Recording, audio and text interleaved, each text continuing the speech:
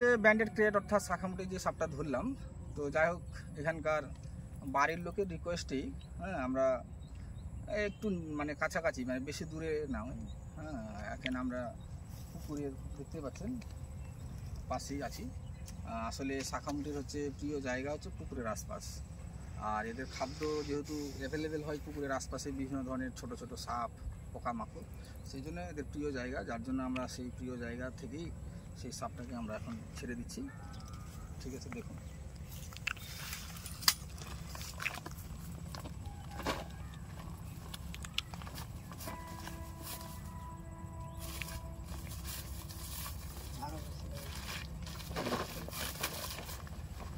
আচ্ছা, কোন দিকে ছাড়বো? এদিকে চলে আসো তোমরা, এদিকে পুকুরে ছেড়ে দিচ্ছি।